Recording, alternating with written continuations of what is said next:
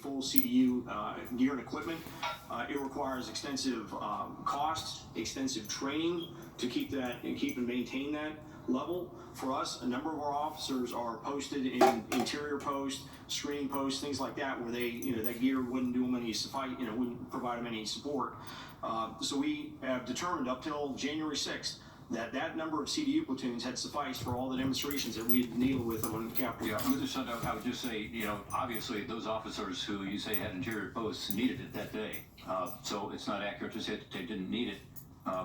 But I know that you activated 7 of these civil civil disturbance unit platoons, and then only 4 of them had riot gear.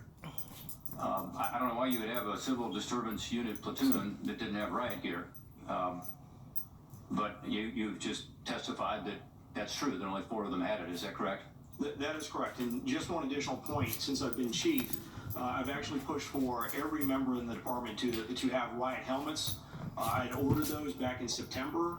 We had been looking at delays because of COVID from the manufacturer getting them delivered, and they actually just started being delivered January 4th and distributed to our officers just days before this, with limited numbers being given to the officers prior to this event. Yeah, too late for many of those officers. Chief Conti, the comment was made that Metropolitan Police does not all have riot gear. Is that true? I thought that the Metropolitan Police Department officers did have access to riot gear. Could you comment on that? Yeah, so we have 7 platoons that have the hardened gear, but all of our officers have ballistic helmets. All of our officers have battens. All of our officers are equipped with gloves as well, and gas masks. So our entire department are deployed with that level. But when you're talking about the harden all of the other extras, we have 7 platoons that have the additional. That's a different layer of protection. But every officer has a helmet. Every officer has the protective gloves. Every officer has the baton. Is that correct? And gas mask. That is correct. And gas mask. Yeah. It appeared to the Metropolitan Police Department, I'm told, that the Capitol Hill police officers did not have the training in civil disturbance tactics that they had. That's what I was told by some of the interviews that we've had. Chief Conti, is that correct? Yes, I've heard the same thing with respect to the training of the U.S. Capitol Police officers. Are all of your Metropolitan Police officers trained in civil disturbance tactics? We have platoons play nice. That are trained for every for every patrol district and special operations division. Some officers do not have the civil disturbance training. Those officers generally they work traffic duties or they work assignments back in patrol. Chief Sund,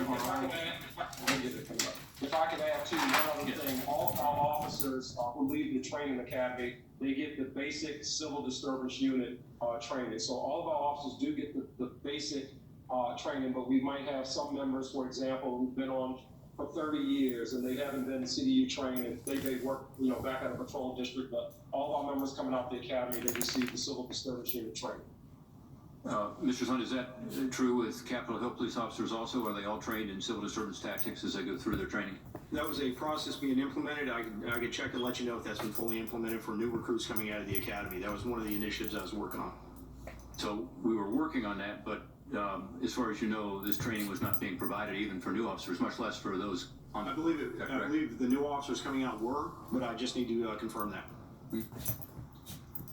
Yeah, I think the bottom line here is that, unfortunately, our officers were not given the proper training with regard to infiltration of the building or the complex, with regard to dealing with civil disturbance, and they didn't have the equipment necessary to push back and, most importantly, to protect themselves. So my hope is that, again, one of the ways that this joint hearing and this committee report can be helpful is to bring the Capitol Police Department up to speed. And look, I appreciate the sacrifice and the bravery of that day, but I think we also owe it to those officers to provide them the training and the equipment they need to protect themselves and to protect the Capitol. Thank you, Mr. Chairman. Thank you, Ranking Member. The chair now recognizes Senator Leahy. Thank you, Mr. Chairman. I'd like to